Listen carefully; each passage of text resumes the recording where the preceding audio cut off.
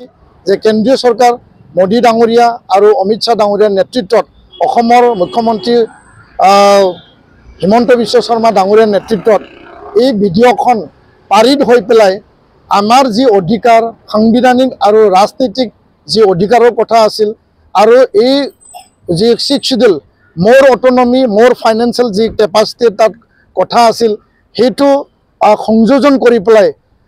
অধিক ক্ষমতা সম্পন্ন বিটিআৰ সেই 6th শিডিউলখন আমি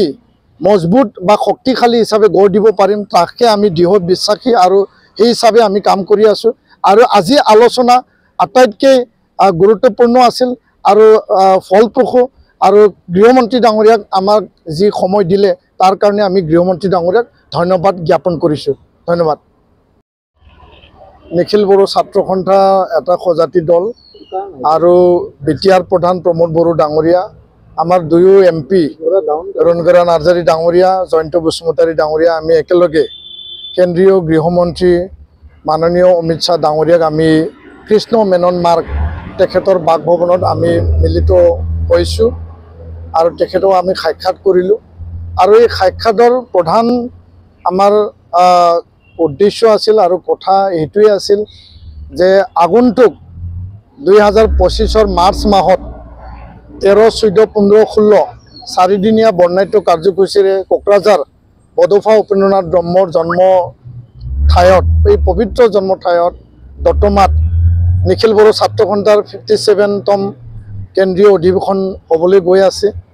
আৰু এই অধিৱেশনত 16 বা 15 তাৰিখে মুখ্য অতিথি হিচাপে আমি তেখেতক আমন্ত্ৰণ জনাইছোঁ আৰু এই আমন্ত্ৰণৰ কাৰণে আমি তেখেতক নিমন্ত্ৰণ জনাবলৈ আমি আহিছিলোঁ আৰু তেখেতে সেই অধিৱেশনত যাবৰ কাৰণে আমাক কথা দিছে। দ্বিতীয় কথাটো হ'ল যে বৰ্তমান সংসদত বাজেট অধিৱেশন চলি আছে 2020 27 জানুৱাৰীত কেন্দ্ৰীয় চৰকাৰ ৰাজ্য চৰকাৰ আৰু এপছু আৰু NDB সৈতে যি ত্ৰিপাক্ষিক মানে শান্তি চুক্তি স্বাক্ষৰ কৰা হৈছিল বিটিআৰ চুক্তি সেই চুক্তিৰ দফা অনুযায়ী যি 125th এমেণ্ডমেণ্ট সংবিধান সংশোধনী যি বিধেয়ক আৰু 280 আৰ্টিকল ইয়াৰ যি বিধেয়ক সেই বিধেয়কখন এই সংসদত বাজেট অধিৱেশনত আনিবৰ কাৰণে আমি গৃহমন্ত্ৰী ডাঙৰীয়াক আমি অনুৰোধ জনাইছোঁ আৰু সেই হিচাপে গৃহ ৰাজ্যমন্ত্ৰী নিত্যানন্দ ৰায় ডাঙৰীয়াৰ লগত আমাৰ আলোচনা চলি আছে আৰু কেন্দ্ৰীয় গৃহ সচিব গোবিন্দ মোহন ডাঙৰীয়াৰ লগতো আলোচনা চলি আছে। গৃহমন্ত্ৰী ডাঙৰীয়াই আমাক আশ্বাস দিছে যে এই বাজেট অধিৱেশনতে যিহেতু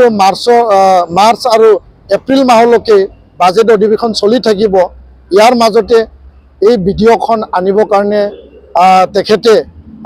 কাম কৰি থকা বুলি আমাক জনাইছে।